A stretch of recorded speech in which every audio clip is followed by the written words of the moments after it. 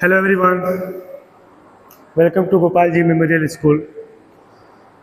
आज क्लास तीसरा है हमारा, थर्ड चैप्टर मैक्रो इकोनॉमिक्स का, क्लास 12 की, जिस चैप्टर का नाम है national income and related aggregates. इस चैप्टर में हम लोग यह स्टडी करेंगे कि हमारे नेशनल इनकम कैलकुलेशंस के लिए क्या क्या क्राइटेरिया बनाई गई है। ठीक है, किन किन आइटम्स को हम इंक्लूड करते हैं, किन आइटम को हम इंक्लूड नहीं करते अपने नेशनल इनकम में। ठीक है, तो आइए हम पहले जानते हैं कि हमारा डोमेस्टिक टेरिटरी क्या होता है। नेशनल इनकम में हमारा डोमेस्टिक टेरिटरी क्या है। यहाँ पर एक दिया है डोमेस्टिक टेरिटरी का कि the geographical area with in a country, political boundaries plus zones where resident operate embassies, ships and the aircraft abroad।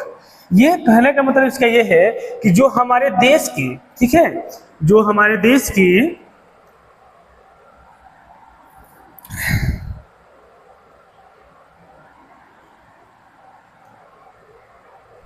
ये जो दे रहा है हमारा ना, ये क्या है हमारा, ये डोमेस्टिक टेरिटरी। सीधा सीधा समझिए, डोमेस्टिक टेरिटरी का मतलब ये होता है, डोमेस्टिक मतलब अपना भारत और टेरिटरी मतलब बाउंड्री। हमारे देश की बाउंड्री कहाँ तक है, उस बाउंड्री के अंदर जितने सारे हमारे इकोनॉमिकल एक्टिविटीज होते हैं। कैसे एक्टिविटीज? इकोनॉमिकल एक्टिविटी होती है, जितने सारे हमारी इकोनॉमिकल एक्टिविटी होती है वो सारे हमारे किस में आएंगे? डोमेस्टिक टेरिटरी के अंदर आएंगे, चाहे वो कोई फॉरेनर हो या अपने कंट्री का हो। ठीक है, एक और वर्ड यहाँ लिखा है कि नॉर्मल रेसिडेंस कौन होता है। इसमें एक नॉर्मल रेसिडेंट होता है, एक एनआरआई होते हैं। तो नॉर्मल रेसिडेंस को बता रहा है कि एन इंडिविजुअल और institution residing in a country for over 1 year within their center of economic interest in the citizenship is not required। कहने का मतलब यह है कि चाहे वो किसी भी देश का व्यक्ति क्यों ना हो, हमारे डोमेस्टिक टेरिटरी के अंदर, और वो इकोनॉमिक इंटरेस्ट से आया हो, ठीक है, वो अपना कंजप्शन भी हमारे देश में कर रहा हो, प्रोडक्शन भी कर रहा हो, जो इन्वेस्टमेंट है वो हमारे देश के अंदर कर रहा है, मतलब जितने वर्क है वो क्या होना चाहिए, उसका इकोनॉमिकल होना चाहिए। तो जो इकोनॉमिकल एक्टिविटी करने के लिए वो आएगा विद इन 1 ईयर्स, तो हमारे क्या होगा, हमारे वो नॉर्मल रेसिडेंस कहलाएगा। क्यों?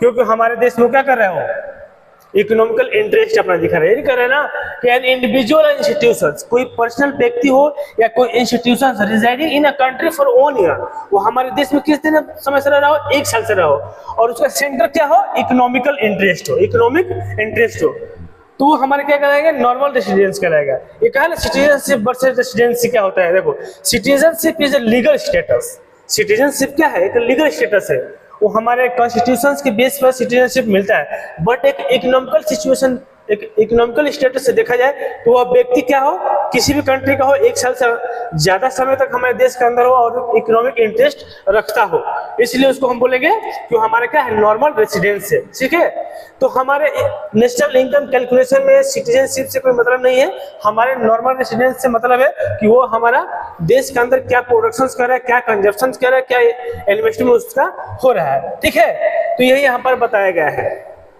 नेक्स्ट हम आते हैं अपने पेज पे।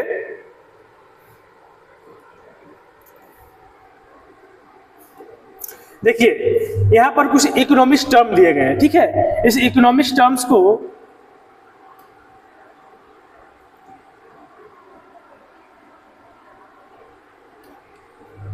एज ए इकोनॉमिक्स टर्म ये दिया है ग्रॉस, ग्रॉस वर्सेस नेट। अभी देखिए, ग्रॉस और वर्सेस नेट से मतलब यहाँ पर ये बनाना चाहता है कि हमारे देश के अंदर जो हमारा प्रोडक्शंस होता है, वो सारे प्रोडक्शंस में कुछ समय के बाद जो कैपिटल्स यूज करते हैं, उस कैपिटल से क्या होता है, हरासमेंट होता है, डिप्रिसिएशन होता है, डिप्रिसिएट होता रहता है। ये कहता है ग्रॉस इंक्लूड डिप्रिसिएशन।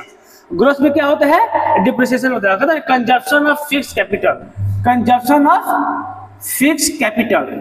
कोई मशीनरी है, कोई लैंड एंड बिल्डिंग है, हम किसी प्रोडक्शन मशीन का यूज कर रहे हैं, उस मशीन का डे बाय डे क्या होता है, वैल्यू डिक्रीज होती है। तो डे बाय डे और किसी कैपिटल का वैल्यू डिक्रीज होता है, वो डिक्रीज ही क्या कहलाता है, डिप्रिसिएशन कहलाता है। अगर वो डिप्रिसिएशन हमारे किसी प्रोडक्ट के कॉस्ट में इंक्लूड है, इसका मतलब वो क्या है, ग्रॉस वैल्यू है। और जैसे ही उस ग्रॉस वैल्यू में से डिप्रिसिएशन को हम माइनस कर देते हैं, ग्रॉस वैल्यू में से डिप्रिसिएशन को माइनस कर देते हैं, तो हमारा क्या आता है, नेट वैल्यू आ जाता है। वही बता रहा है कि ग्रॉस वर्सेस नेट क्या होता है। यहाँ दिया market price and factor cost. आप ये समझिए कि मार्केट प्राइस और फैक्टर कॉस्ट, जैसे कि एमपी है और एफसी है, ठीक है। मार्केट प्राइस मतलब जिस वैल्यू पर कोई प्रोडक्ट मार्केट में सेल की जाती है, it's mean final value of the goods, final value of the goods. And factor cost means जब हम किसी गुड्स का प्रोडक्शन करते हैं तो पर यूनिट उस गुड्स की कितनी कॉस्ट आई है वो हमारा क्या होता है, फैक्टर कॉस्ट होता है। और फैक्टर कॉस्ट में और मार्केट प्राइस में डिफरेंस मैंने का मतलब ये है कि सपोज मान लीजिए कि हमें एक शूज या कोई वॉच ही बनाना है, ठीक है, कोई हमें वॉच बनाना है, ठीक है। तो वॉच बनाने के लिए हमने रॉ मटेरियल खरीदा, क्या खरीदा, रॉ मटेरियल, रॉ मटेरियल खरीदा। सपोज रॉ मटेरियल हमारा कितने का पड़ गया, 500 का रुपीज, 500 का हमारा रॉ मटेरियल पड़ गया।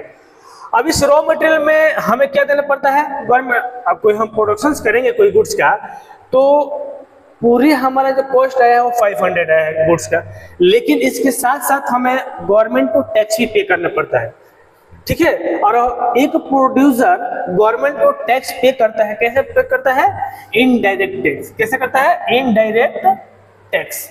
और इनडायरेक्ट टैक्स तो आपको जानते हैं कि हमारे इंडिया में क्या है, जीएसटी है, ठीक है, एसजीएसटी सीजीएसटी देना पड़ता है। लेकिन वह जो टैक्स होता है प्रोड्यूसर किससे वसूलता है, कंज्यूमर से, यानी हम लोगों से। जब हम लोग कोई गुड्स को परचेज करने जाते हैं तो देखते हैं ना, बिल्स पे लिखा रहता है कि इंक्लूडेड टैक्स। इट्स मीन वो गुड्स के अंदर प्रोड्यूसर ने गवर्नमेंट को दिया हुआ टैक्स, जो इनडायरेक्ट टैक्स है, वो पहले ही पर यूनिट क्या कर दिया है, जोड़ दिया है, और वो हमसे कलेक्ट करते जा रहा है, ठीक है। तो यही कह रहा है कि market price is included net indirect tax.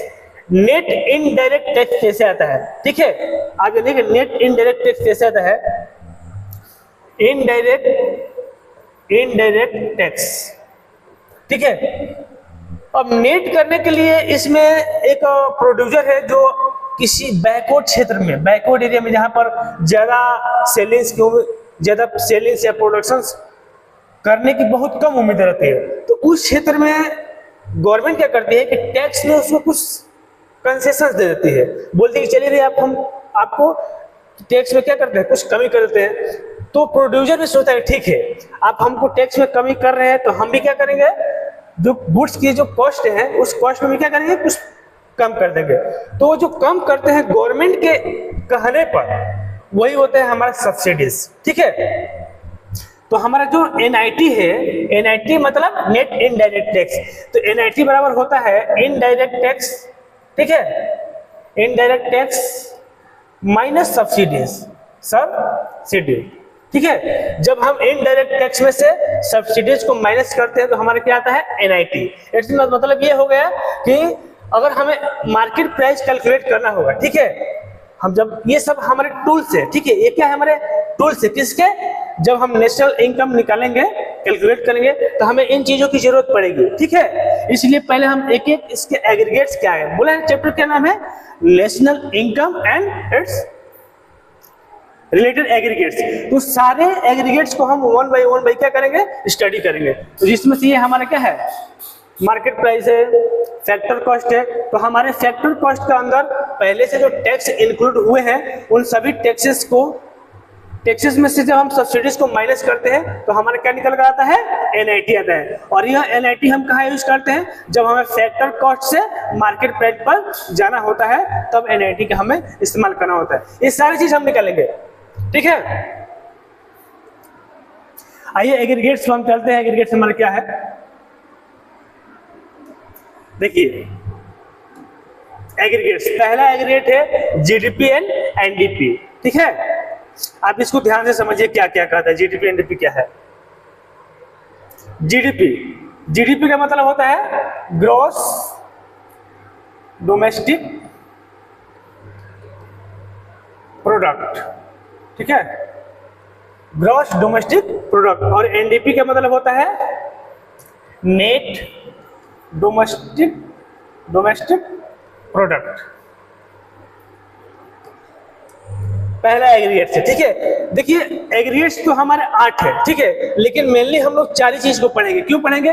क्योंकि उन 4 चीज को हम समझ जाएंगे, जस्ट हम उसका अपोजिट कर देना है, ठीक है। तो पहला एग्रीगेट है जीडीपी एंड एनडीपी। जीडीपी को हम लोग ग्रॉस डोमेस्टिक प्रोडक्ट बोलते हैं।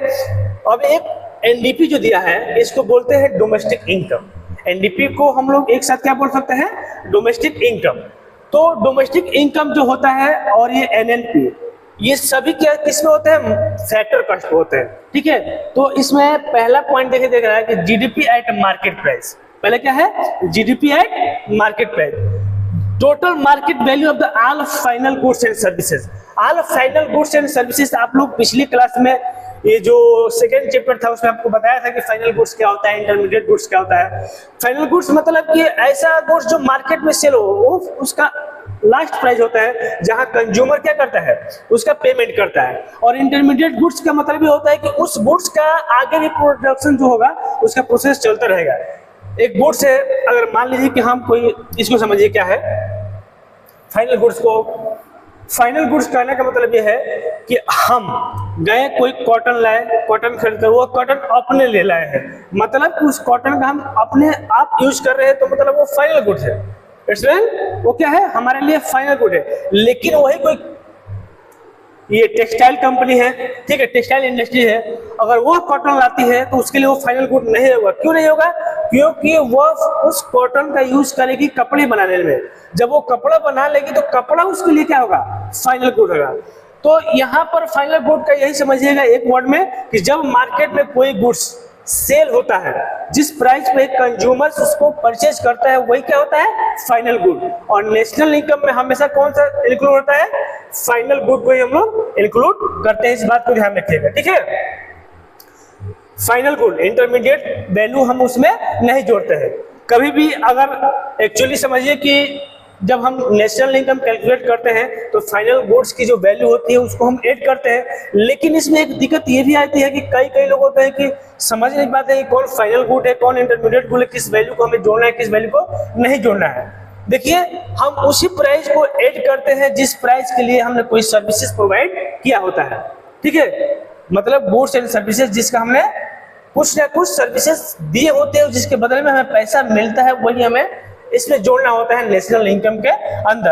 अगर हमें कोई गिफ्ट मिल गया, पैसा मिल गया, कोई हमें कहीं से स्कॉलरशिप मिल गया, ओल्ड एज पेंशन मिल गया, ये सब नहीं जोड़ते।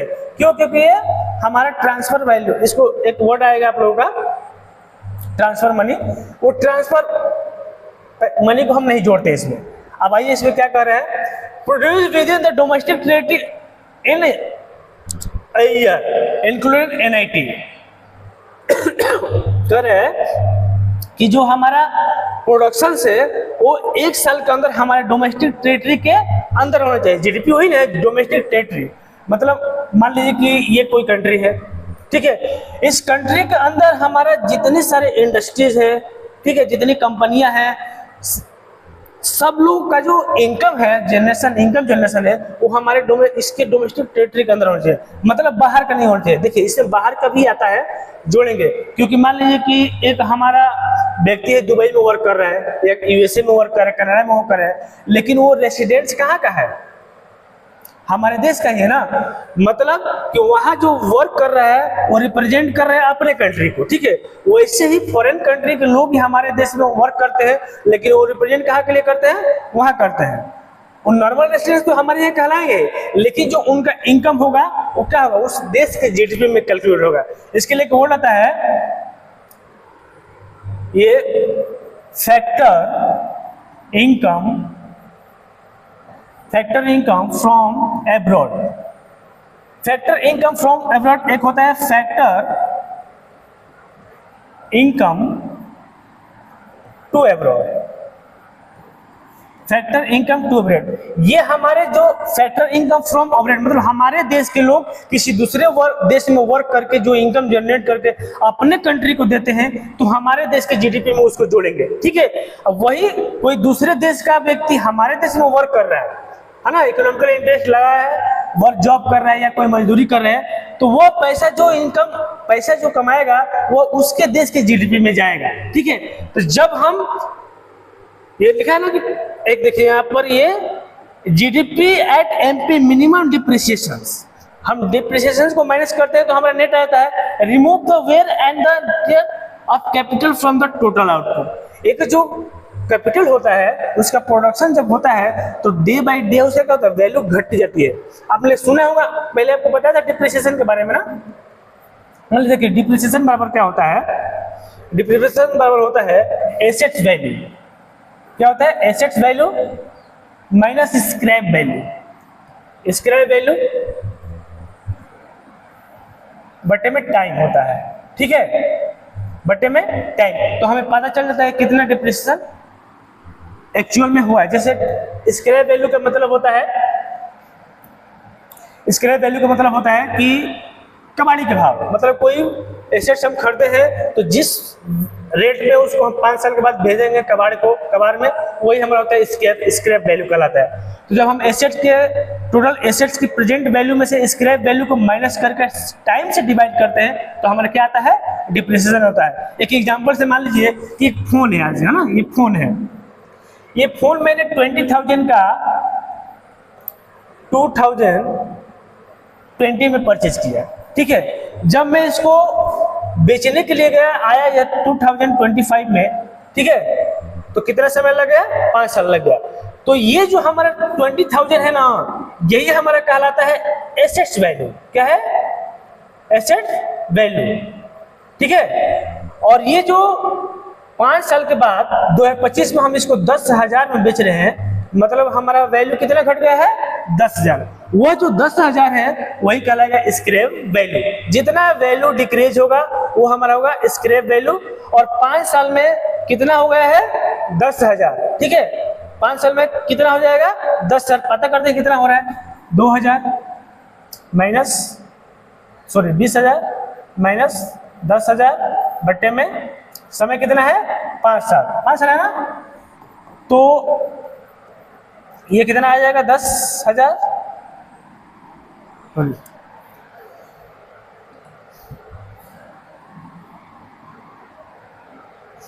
ये कितना आ जाएगा, 10,000 बट्टे में 5, मतलब डिप्रिसिएशन हमारा कितना आया, 2,000 का आया। डिप्रिसिएशन कितना का है हमारा, 2,000 का आया है। तो जब हम डिप्रिसिएशन को अपने ग्रॉस में से माइनस करते हैं तो आता है क्या, हमारा नेट आता है, ठीक है। डिप्रिसिएशन को ग्रॉस में से हम माइनस करते हैं तो क्या आता है, हमारा नेट आता है। ये देखिए GDP at factor cost, GDP at minimum net indirect tax reflected in the actual cost of production borne by the factor. ये हमारे ये बताता है कि एक्चुअल में किसी गुड्स का प्रोडक्शन करने में कितना कॉस्ट आया है। क्योंकि हमारा जब किसी गुड्स का प्रोडक्शन स्टार्ट किया जाता है तो स्टेप बाय स्टेप उसमें कॉस्ट आते हैं, ठीक है। रॉ मटेरियल का कॉस्ट आता है, मशीनरी का कॉस्ट आता है, लेबर कॉस्ट आता है, ठीक है। ये जो हमारे एम्प्लॉय होते हैं वो कॉस्ट आता है, टैक्सेस आता है, फिर ट्रांसपोर्ट आता है, एडवर्टाइजमेंट आता है। सारे कॉस्टेस को, ये सारे जो एक्सपेंसेस है जब एक जगह जोड़ते हैं तो पता चलता है कि हमारे जो गुड्स का प्रोडक्शन हुआ पर यूनिट क्या कॉस्ट आया है, वही हमारा होता है फैक्टर कॉस्ट, ठीक है। तो हमारे देश के अंदर तो कोई एक ही गुड का प्रोडक्शन नहीं हो रहा है, बहुत सारे गुड्स का प्रोडक्शन हो रहा है। तो वन बाय हम एक एक फैक्टर कॉस्ट को इंक्लूड करते हैं। सपोज मान लीजिए कि हमें यहाँ एक शूज बनाना है, ठीक है, शूज बनाना है तो इसके लिए हमें क्या चाहिए, ठीक है, रॉ मटेरियल चाहिए ना, इसके लिए हमें लेदर चाहिए, ठीक है, हमें कुछ प्लास्टिक्स भी चाहिए, मतलब जो जो चीजें शूज बनाने के लिए यूज किया जाता है। शूज से अच्छा आप एग्जाम्पल ये ले सकते हैं हम लोग समझने के लायक, कॉटन ले लीजिए, ठीक है। देखिए मैं इसको इरेज कर रहा हूं,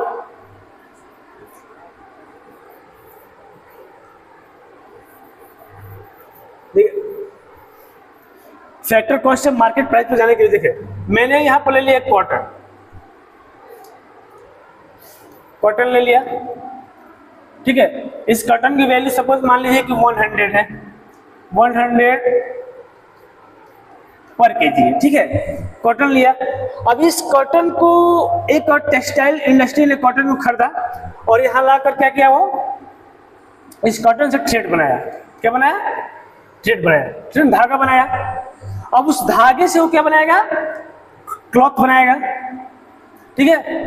उस क्लॉथ से क्या बनेगा, शर्ट बनेगा, ठीक है। एक शर्ट बनकर आएगा। अब ये शर्ट कहाँ होगा? मार्केट में सेल होगा। मार्केट में क्या होगा? सेल होगा।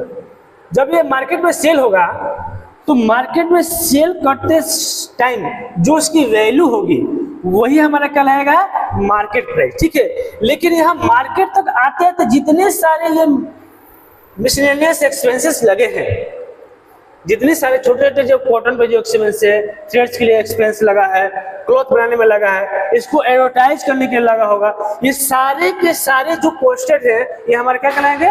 फैक्टर कॉस्ट में आ जाते हैं, ठीक है। फैक्टर कॉस्ट में इंक्लूड होते हैं। तो वही अब इसमें एक टैक्स भी बताया था पहले ही कि GDP at MP minimum net indirect tax. Net indirect के साथ है एनआईटी, याद है? जब हम इनडायरेक्ट टैक्स में से सब्सिडीज को माइनस करते हैं तो नेट इनडायरेक्ट टैक्स आता है, ठीक है। अब यहाँ ये एनडीपी एट मार्केट प्राइस, ये एग्रीगेट एनडीपी एट मतलब net domestic product, net domestic product.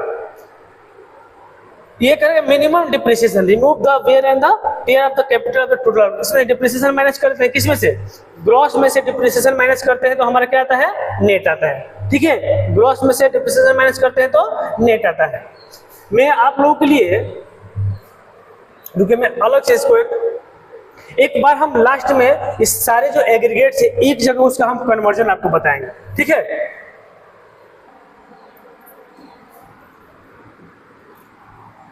वही है,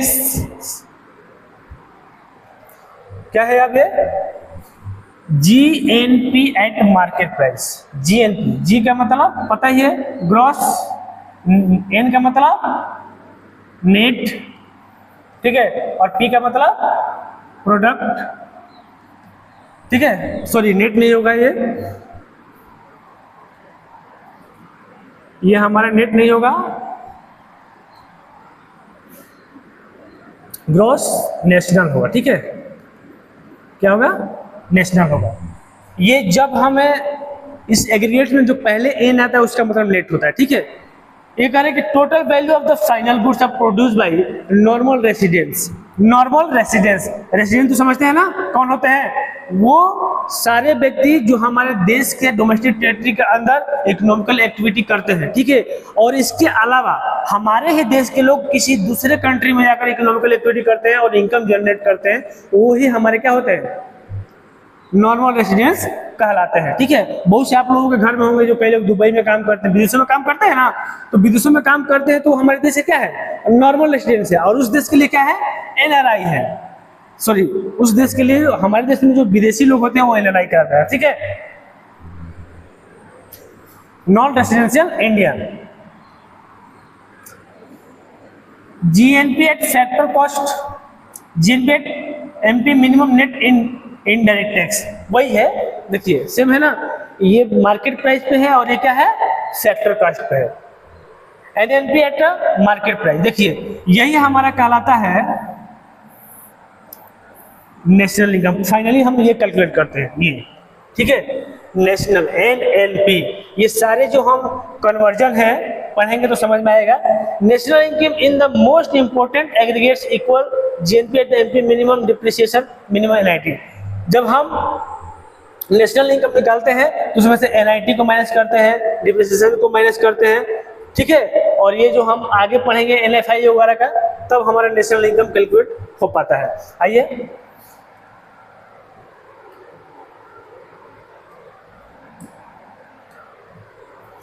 देखिए, यहां पर आपको समझने लायक बढ़िया है। Visualising the fall of aggregates के बारे में हो, ये है जीडीपी एट मार्केट प्राइस। जब जीडीपी एट मार्केट प्राइस में से जब हम डिप्रिसिएशन को माइनस करते हैं तो आता है एनडीपी एट मार्केट प्राइस, ठीक है। जब जीडीपी एट एमपी मतलब GDP gross domestic product at market price में से माइनस करते हैं क्या?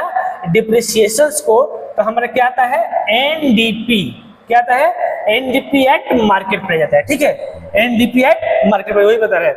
और एनडीपी इसमें से जब हम माइनस करते हैं क्या? एनआईटी। क्या करते हैं, एनआईटी मतलब नेट इनडायरेक्ट टैक्स। और नेट इनडायरेक्ट टैक्स कैसे आता है, इनडायरेक्ट टैक्स माइनस सब्सिडीज, ठीक है, तब आता है एनआईटी। तो हमारा क्या आता है, एनडीपी एट फैक्टर कास्ट, इसको बोलते हैं डोमेस्टिक इनकम, ठीक है। और इस डोमेस्टिक इनकम में जोड़ने क्या जोड़ते हैं, तो आता है हमारा एनएनपी। यहां दिया नहीं है लेकिन बताइए, डोमेस्टिक इनकम जो हमारा है, एनएनपी आने के लिए क्या करना पड़ेगा, कन्वर्जन में समझेंगे। देखिए यहां दिया है एनडीपी और नीचे क्या दिया है, एनएनपी, ठीक है। हमें एन से एन आने में कोई चेंज नहीं करना है, ठीक है। लेकिन डोमेस्टिक से जब नेशनल आना होगा तो यहाँ पर क्या चेंजेस करना होगा, बोलिए। जब हम डोमेस्टिक से नेशनल आएंगे तो क्या चेंज करेंगे, यहाँ पर वही जो हम बताए थे नॉर्मल रेसिडेंस की बात है ना, ये इनकम, ये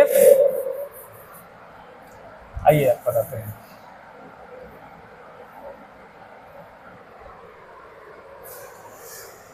देखिए यहां लेते हैं एनडीपी, ठीक है, नीचे लेते हैं एनएनपी, ठीक है। यहां ले लो एक फैक्टर कास्ट, यहां ले लो मार्केट प्राइस, ठीक है। क्या क्या करते हैं देखिए, आप आज पूरा समझा ही देते हैं, छोड़िए ये पूरा समझाइए शुरू से।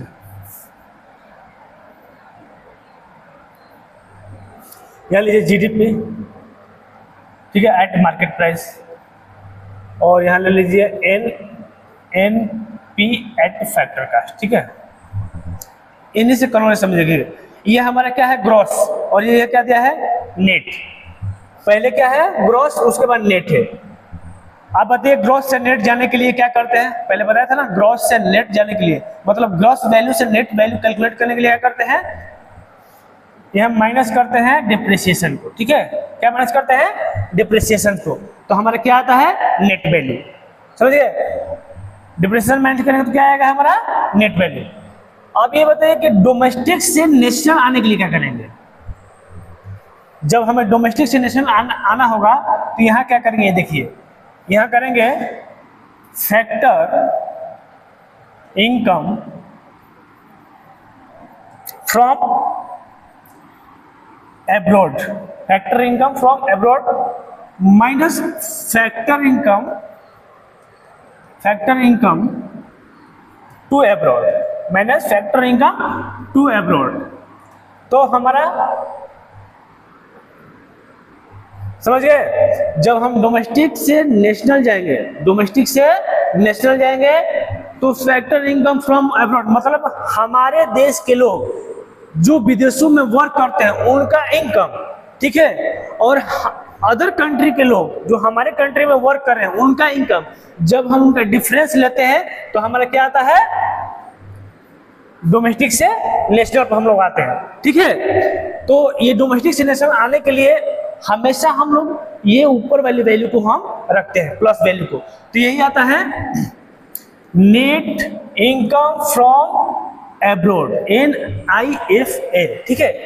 ये net income from abroad, NFIA कैसे आता है, income factor income from abroad, difference करेंगे उसमें से क्या, फैक्टर इनकम टू एब्रॉड, तो हमारा आता है NIFA, net income from abroad. तो जब हम उस चीज को माइनस कर देंगे, ठीक है, माइनस नहीं करेंगे, प्लस करेंगे, डोमेस्टिक से नेशनल आ रहे हैं ना, तो प्लस करेंगे, उसके डिफरेंस को क्या करेंगे, प्लस करेंगे, तो हमारा क्या आ जाएगा, नेशनल आ जाएगा, ठीक है। डोमेस्टिक से नेशनल आने के लिए जो हमारा नेट इनकम फ्रॉम एब्रॉड है इसको जोड़ते हैं तो हमारा क्या आता है, नेशनल आता है। अब यहाँ पी से पी में कोई चेंज है, कोई चेंज नहीं, ऐसे छोड़ देंगे। अब देखिए मार्केट प्राइस से फैक्टर कॉस्ट, यहाँ चेंजेस है, मार्केट प्राइस से क्या चेंजेस है, फैक्टर कॉस्ट में चेंजेस है। तो क्या करते हैं हम लोग, फैक्टर कॉस्ट से मार्केट प्राइस में आने के लिए क्या करते थे, हम लोग यही नहीं करते थे, एनआईटी को क्या करते थे, जोड़ते थे, ठीक है। और हमारे एनआईटी का मतलब होता है नेट इनडायरेक्ट टैक्स। एनआईटी हमारा कैसे आता है, indirect tax minus subsidies, indirect tax minus subsidies, तो हमारा आता है एनआईटी। जब इसका फैक्टर कास्ट से मार्केट प्राइस जब जाना होता है तो हम क्या करते हैं, एनआईटी को जोड़ते हैं। लेकिन हमें यहाँ क्या आना है, मार्केट से आना है फैक्टर, तो यहाँ क्या करेंगे हम लोग, यहाँ माइनस करेंगे। ठीक है, जब मार्केट प्राइस से हम लोग फैक्टर पाएंगे तो माइनस करेंगे। क्यों करेंगे, क्योंकि हम जब फैक्टर से मार्केट जाते थे तो एनआईटी को क्या करते थे, इंक्लूड करते थे। ठीक है, अभी देखिए जीडीपी वही समझो, अभी तक हमें समझा रहा था ना, वही सब यहाँ पर दिया है। डोमेस्टिक से नेशनल जाने के net factor income from abroad दिया ना, net factor income from abroad वही ऐड करते हैं, जो हम बताए ना NIF है, वही है जोड़ने के लिए बता रहे हैं। यहाँ जीडीपी का दिया है, जीडीपी एट मार्केट प्राइस, जब जाना होगा जीएनपी दिया है ना, मतलब यहाँ जी में कोई चेंज नहीं है, लेकिन डी से हम जा रहे हैं नेशनल, जी में कोई चेंज नहीं है, लेकिन हम डी से कहा डोमेस्टिक से जा रहे हैं नेशनल, तो यहाँ जोड़ा है NFIA, net factor income from abroad. ठीक है, ये जोड़ा है। अब देखिए जीएनपी से हमें जाना है कहां पर, जीएनपी फैक्टर कास्ट में जाना है, तो ना जी में चेंज है, ना एन में चेंज है, ना पी में चेंज है, चेंज कहाँ है, एम और एफसी में चेंजेस है। तो एन और एनआईटी का यहाँ डिफरेंस लेते हैं। ठीक है, मार्केट से जाते हैं फैक्टर, एनआईटी माइनस करते हैं, फैक्टर से मार्केट जाएंगे तो एनआईटी जोड़ते हैं। ठीक है, हमें लगता है आप लोग पूरे क्लियर हो गए होंगे इस कन्वर्जन के बारे में। आइए हम नेक्स्ट टॉपिक हमारा क्या है इसमें वो देखते हैं।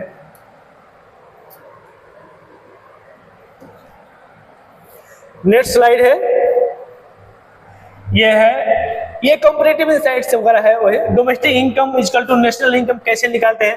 तो जो पीछे पर है ना, डोमेस्टिक इनकम को बोलते हैं, डोमेस्टिक इनकम ही हमारा कहलाता है एनडीपी। ठीक है, NDP at FC, domestic income को क्या बोलते हैं, एनडीपी एट एफसी, और नेशनल इनकम को बोलते हैं हम लोग एनएनपी एट एफसी। ठीक है, अब यहाँ कन्वर्जन में समझिए, देखिए कन्वर्जन इसमें दिया है, कन्वर्जन नहीं दिखे, सुनिए क्या है, एनडीपी, एन में कोई चेंज, डी से एन में चेंज हो रहा है। ठीक है, मतलब डोमेस्टिक से नेशनल जा रहे हैं, तो यहाँ पर क्या करेंगे, एनएफआई को प्लस करेंगे, पी में कोई चेंज नहीं, लेकिन एफसी में कोई चेंज नहीं, तो यहाँ लिखा है कि when NFI net factor income from abroad is equal to 0, जब हमारे देश के लोग किसी दूसरे कंट्री में जाकर कोई इनकम जनरेट नहीं कर रहे और अदर कंट्री के लोग हमारे देश में भी कोई इनकम जनरेट नहीं कर रहे, तो उस कंडीशन में हमारा domestic income and national income क्या होता है, इक्वल होता है। ऐसा भी हो सकता है कि हमारे देश के लोग विदेशों में वर्क कर रहे हैं, इनकम जनरेट कर रहे हैं, वहां के लोग भी हमारे देश में इनकम जनरेट कर रहे हैं, लेकिन उनकी जो इनकम की जो वैल्यू होगी दोनों इक्वल हो जाएगा। इस कंडीशन में भी डोमेस्टिक इनकम और नेशनल इनकम क्या होता है, इक्वल होता है। वही यहाँ समझाना चाह रहा है, कह रहे हैं ना कि व्हेन एनएफआई इज 0, एनएफआई मतलब वही जो नॉर्मल रेसिडेंट्स जो फॉरेन कंट्री में काम, हमारे यहाँ जो नॉर्मल रेसिडेंट्स है जिनका इकोनॉमिकल इंटरेस्ट हमारे देश में कंजप्शन प्रोडक्शन सारी चीज कर रहे हैं, उनकी वैल्यू, और हमारे देश के जो लोग हैं दूसरे कंट्री में ये सब एक्टिविटी कर रहे हैं, उनकी वैल्यू जब 0 होती है, उस कंडीशन में क्या होता है, domestic income and national income क्या होता है, इक्वल होता है। वही समझा रहे हैं यहाँ पर। सेकंड क्या कर रहा है, क्लोज्ड इकोनॉमिक्स क्या है, नो फॉरेन ट्रांजैक्शंस, मतलब ऐसी इकोनॉमिकल कंट्री जिस कंट्री में किसी फॉरेन कंट्री का इन्वॉल्वमेंट ना हो, मतलब एक्सपोर्ट हो ना इंपोर्ट होता हो, सारा production and selling advertisement marketing सारे कंट्री के अंदर जब होता है वही होता है हमारा क्लोज्ड इकोनॉमिक्स होता है ना, कि नो फॉरेन ट्रांजैक्शंस, विदेशों में किसी तरह का ट्रांजैक्शन होता ही कब है, जब हम कोई गुड्स या सर्विसेज किसी से प्रोवाइड करते हैं या हम उनसे कंज्यूम करते हैं, लेते हैं, तभी हम ट्रांजैक्शंस करते हैं। और ट्रांजैक्शन किसका होता है, मनी ट्रांजैक्शन होता है। जब कोई मनी ट्रांजैक्शन हो ही नहीं रहा है, कोई गुड्स एंड सर्विसेज का कोई सप्लाई कहीं हो ही नहीं रहा है, डिमांड हो ही नहीं रहा है, उस कंडीशन में क्या होता है, हमारा क्लोज्ड इकोनॉमिक्स होता है। ठीक है, ये एक इकोनॉमिकल सिचुएशन होता है। हर कोई कंट्री चाहता है कि हमारे किसी दूसरे कंट्री के साथ क्या हो, अच्छा रिलेशन हो, मार्केटिंग को लेकर, सेलिंग्स को लेकर, एम्प्लॉयमेंट्स इंक्रीज करने के लिए लोग क्या करते हैं, कई सारी इंडस्ट्री स्टेब्लिश करते हैं।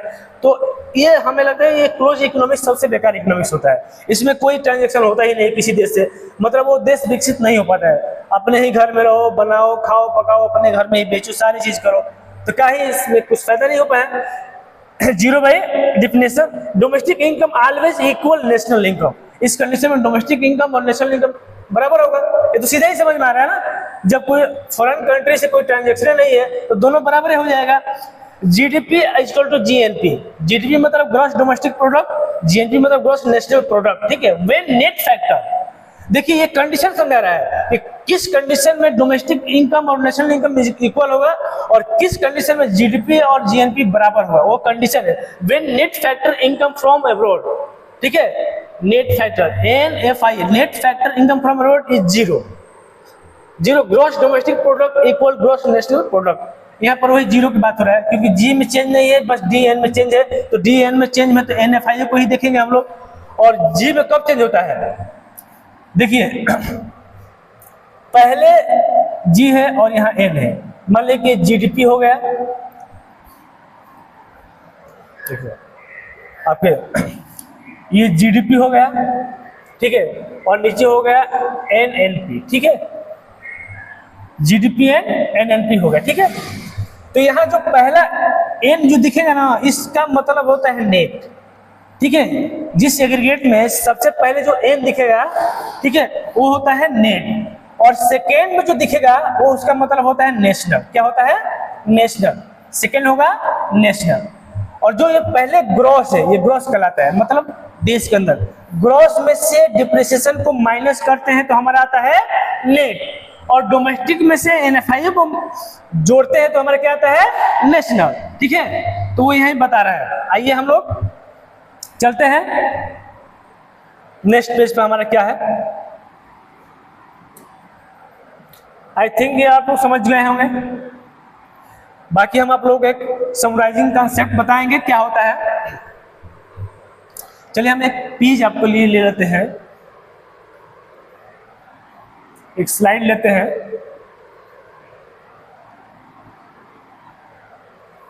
स्लाइड पे हम जाते हैं, इसको कट करिए।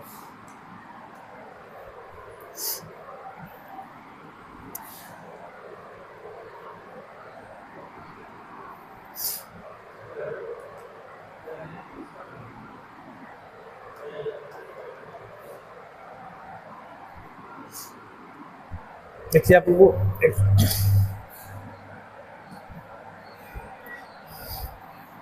सारी चीजें, मैं आपको ये कन्वर्जन बताने वाला था। इस कन्वर्जन में आपको बताते हैं क्या है conversion.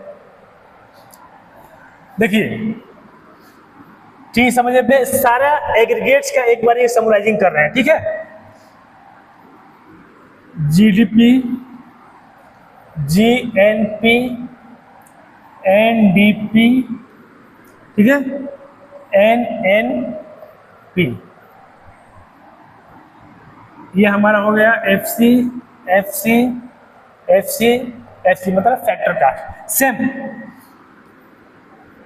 GDP at market, GNP at market price, फिर एनडीपी एट मार्केट प्राइस, फिर एनएनपी एट मार्केट प्राइस। ये हमारे टोटल, ये मैं बता रहा हूं आपको कन्वर्जन, ठीक है। क्या है ये, कन्वर्जन, ठीक है। हमारे एग्रीगेट्स के कन्वर्जन कैसे होते हैं कि हमारे जब नेशनल इनकम कैलकुलेट करेंगे उस कंडीशन में कभी क्वेश्चन में ये रहेगा, ये पूछ देगा, है ना, ये रहेगा, ये पूछ देगा, तो हम इसको कैसे कैलकुलेट करेंगे। देखिए पहला आप लोग इसको बस समझ जाएंगे ना तो ये ऑटोमेटिक हो जाएगा, क्योंकि इसका जस्ट ऑपोजिट ये हमारा कन्वर्जन है। आइए हम एक समझते हैं पहले यहाँ पर, ये जी से जी में कोई चेंज आया है, कोई चेंज नहीं है। क्या यहाँ जी से यहाँ जी आने में चेंज हुआ है, हाँ। यहाँ किसका, ग्रॉस से, ग्रॉस से कहाँ आए हैं, नेट आए हैं, ठीक है। तो जब हम ग्रॉस से नेट आए हैं तो यहाँ पर हम क्या करेंगे बताइए, माइनस डिप्रिसिएशन, ठीक है। मैं दूसरा कलर ले लेता हूं,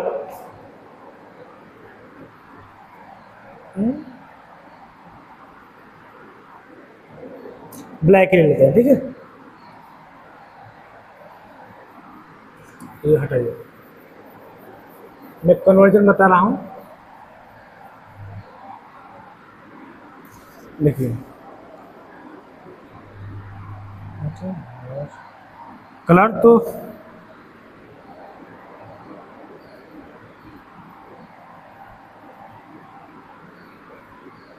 चलिए इसे समझिए।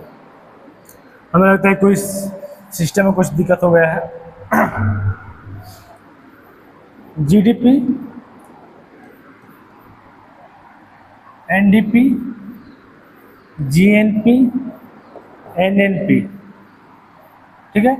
फैक्टर कास्ट, फैक्टर ये हमेशा नीचे रहेगा इस तरह से ना, इसको बोलते हैं net national product at factor cost, ठीक है। देखिए जी से नेट पाए हैं मतलब ग्रॉस से, ये क्या होता है हमारा ग्रॉस, ये हमारा ग्रॉस, ये क्या होता है नेट, ठीक है। जब हम ग्रॉस से नेट पाते हैं उस कंडीशन में डिप्रिसिएशन को क्या करते हैं, माइनस करते हैं, ठीक है। जब ग्रॉस वैल्यू से नेट वैल्यू डिप्रिसिएशन को क्या करेंगे हम लोग, माइनस करेंगे, ठीक है। अब ये डी है, डी से डी वाले में कोई चेंज हुआ है, यहाँ पर नहीं चेंज हुआ है। पी से पी में कोई चेंज नहीं, एफ से एफ में कोई चेंज नहीं। अब देखिए यहाँ पर भी नेट से आए हैं ग्रॉस, जब हम ग्रॉस से नेट आए थे तो क्या किए थे, डिप्रिसिएशन को माइनस किए थे। जब नेट से ग्रॉस जाएंगे तो यहाँ डिप्रिसिएशन क्या हो जाएगा, प्लस हो जाएगा, ठीक है। डिप्रिसिएशन प्लस हो जाएगा। इसमें अब आइए डी से नेट आए हैं, कहाँ है डी से, मतलब डोमेस्टिक से कहाँ आए हैं हम लोग, नेशनल पाए हैं, डोमेस्टिक इनकम से नेशनल इनकम। तो डोमेस्टिक इनकम से नेशनल इनकम आने के लिए हम वही चीज कैलकुलेट करते हैं जो हमारे देश के नॉर्मल रेसिडेंट जितना इनकम एक डोमेस्टिक बाउंड्री के अंदर जनरेट कर रहे हैं, और उसके अलावा हमारे ही देश के लोग किसी अदर कंट्री में जाकर वर्क कर रहे हैं और वहां से इनकम करके हमारे देश को दे रहे हैं, ठीक है। उनका इनकम जब हम जोड़ते हैं तो हमारा आता है नेशनल इनकम। तो कैसे जोड़ते हैं, फैक्टर इनकम पता ही है, factor income from abroad, factor income from abroad, ये हमारे कौन है, हमारे देश इंडियन है, क्या है, हम अपने देश की बात करेंगे ना, जब अपने देश का इनकम नेशनल इनकम निकाल रहे हैं तो अपने देश की बात करेंगे। अब ये हो जाएगा फैक्टर इनकम टू एब्रॉड। भाई ऐसा तो नहीं है ना, ऐसा तो नहीं है ना कि हम किसी दूसरे देश में वर्क कर रहे हैं लेकिन कोई दूसरा देश का व्यक्ति हमारे यहाँ वर्क नहीं कर रहा। भाई यूएसए की, कनाडा की कई सारी एमबेसी जो हमारे दिल्ली में उनका ऑफिस है, एमबेसीज काम करती है ना, तो उन एमबेसीज में तो हमारे देश के लोग भी हैं और फॉरेनर भी है। तो वहाँ के जो एम्बेसडर है वो अपने देश को रिप्रेजेंट कर रहे हैं, तो हमारे लिए तो क्या है, एनआरआई है, लेकिन उस देश के लिए क्या है, नॉर्मल रेसिडेंट्स है। तो हमारे देश से वो इनकम लेकर जा रहे हैं ना, वैसे ही। तो जब हम इनका डिफरेंस लेते हैं ना, ये हमारा क्या होता है, जुड़ता है किसमें, नेशनल इनकम में, और ये होता है माइनस, ठीक है। ये हमारा क्या होता है, जुड़ता है, और ये हमारा माइनस होता है। तो हमारा क्या आता है, डोमेस्टिक से नेशनल आता है। पी से पी में कोई चेंज नहीं है। फैक्टर कास्ट कोई चेंज नहीं है। लेकिन जब हम इसका ऑपोजिट करेंगे, देखो यहाँ पर, तो यहाँ ना जी में कोई चेंज है, ना डी में कोई चेंज है, ना पी में कोई चेंज है। चेंज कहाँ पर है, एफसी और एमपी में। तो एफसी और एमपी का कैसे ट्रीटमेंट करते हैं मैं आपको पहले बता ही चुका हूं, ठीक है। इसमें ट्रीटमेंट करने के लिए क्या करते हैं हम लोग, फैक्टर कॉस्ट से मार्केट प्राइस जाने के लिए क्या करते हैं, फिर से रिपीट कर रहा हूं, एनआईटी को जोड़ते ही घटाते हैं, जोड़ते हैं। एनआईटी क्या करते हैं, जोड़ते हैं। जब फैक्टर कॉस्ट से मार्केट प्राइस हम निकालते हैं तो एनआईटी को जोड़ते हैं, और एनआईटी हमारा कैसे आता है, इनडायरेक्ट टैक्स माइनस डिप्रिसिएशन। तो हमारा क्या आता है, एनआईटी। तो हमें लगता है कि आप लोग कन्वर्जन ये समझ गए होंगे। इस कन्वर्जन में ज्यादा डिफिकल्ट नहीं है, बस थोड़ा सा ये लॉजिकल है, लॉजिकल लगाएंगे सब समझ में आ जाएगा। देखिए इकोनॉमिक्स ऐसा सब्जेक्ट है, थ्योरिटिकल पार्ट है, प्रैक्टिकली भी करना पड़ता है, लेकिन ये लॉजिक बहुत बेनिफिट होता है। आप कैसे उसको कंसेप्ट को समझने के लिए क्या लॉजिक लगा रहे हैं, ये बहुत जरूरी होता है। इस जो एग्रीगेट्स वाला हमारा चैप्टर है, जो थर्ड चैप्टर है, इससे कोई बड़ा चैप्टर नहीं है। इसमें 2-3 पॉइंट्स को आप लोग समझ जाएंगे, सिर्फ 2-3 पॉइंट्स को, तो सिंपल हो जाएगा आप लोग के लिए।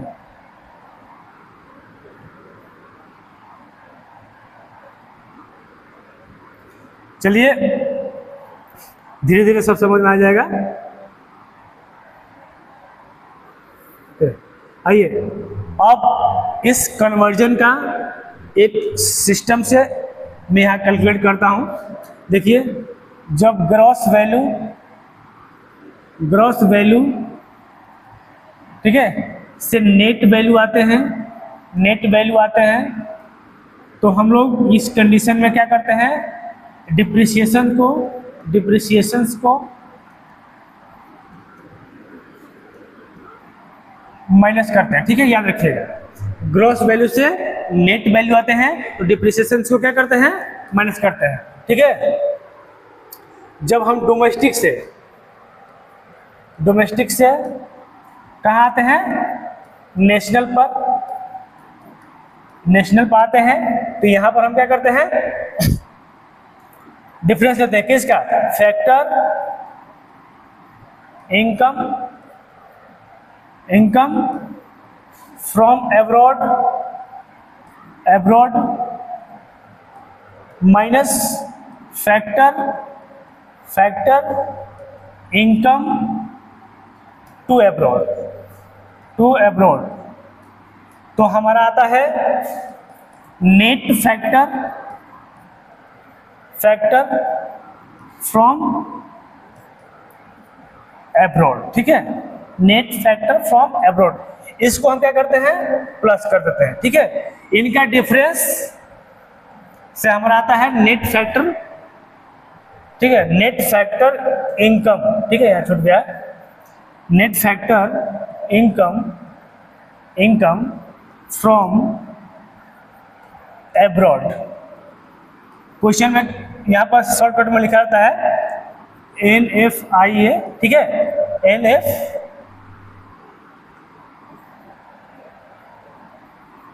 NFIA। ठीक है, इसको हम जोड़ते हैं कब, जब हम डोमेस्टिक से नेशनल जाते हैं। ठीक है, अब आइए एक आता है, तीन ही है मेन, देखिए FC है,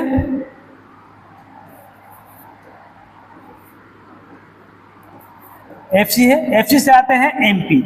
FC से जब MP आते हैं तो यहाँ पर हम क्या करते हैं, NIT को जोड़ते हैं। क्या करते हैं, NIT को जोड़ते हैं, और NIT हमारे कैसे आता है, इनडायरेक्ट टैक्स माइनस सब्सिडीज। ये सारी चीजें जो पॉइंट्स है ना, ये आप लोगों को मैं सेकेंड चैप्टर में पहले बता चुका, इसलिए मैं सारी पॉइंट्स को डिटेल नहीं कर रहा हूँ। हाँ, क्योंकि हमें ये मान कर चल रहा हूँ कि ये इनडायरेक्ट टैक्स समझते हैं, सब्सिडी समझते हैं, कैसे मिलते हैं फैक्टर, इसलिए ये मैं एग्रीगेट्स बता रहा हूँ, ताकि आने वाले जो फोर्थ चैप्टर है, जब नेशनल इनकम हम कैलकुलेट करेंगे, उनमें 3 मेथड है, उन मेथड्स का यूज करने के बाद फिर इनकी जरूरत पड़ेगी। जब नेशनल इनकम निकालेंगे तो हमें फिर इनकी जरूरत पड़ेगी। तो आप लोग कन्वर्जन में आप लोग कंफ्यूज नहीं होंगे, लिखा रहेगा यहाँ GDP। ठीक है, यहाँ लिखा रहेगा NNP, तो आपको पता ही है, यह मान लो कि लिख दिया FC MP, क्वेश्चन में आ जाएगा ना, FC MP आ गया।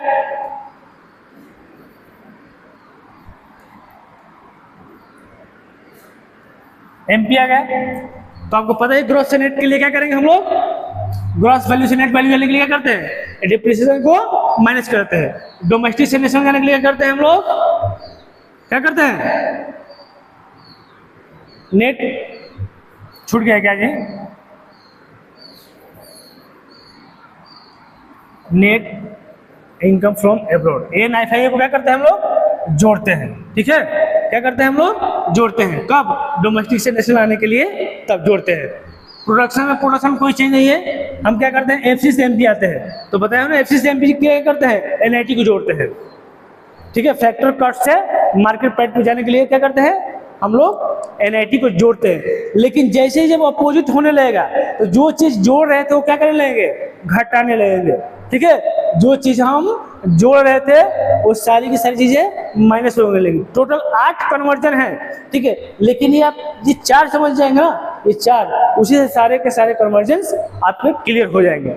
आई होप, हमें लगता है कि ये जो आपका जो चैप्टर है national income and related aggregates, यही एग्रीगेट्स है। ठीक है, कौन कौन से एग्रीगेट्स हैं जिसका यूज हम करते हैं नेशनल इनकम कैलकुलेशन करने के लिए। मैं आपको जब नेशनल इनकम का मेथड्स पढ़ाएंगे, उन मेथड्स में इनका यूज कैसे किया जाता है, इनकम कैलकुलेट करने के लिए कब कहाँ कौन जोड़ेंगे कौन माइनस करेंगे, सारी चीज़ें हम आपको नेक्स्ट चैप्टर में समझाएंगे। तब तक के लिए ये क्लास यही खत्म होती है। Thank you, enjoy your day.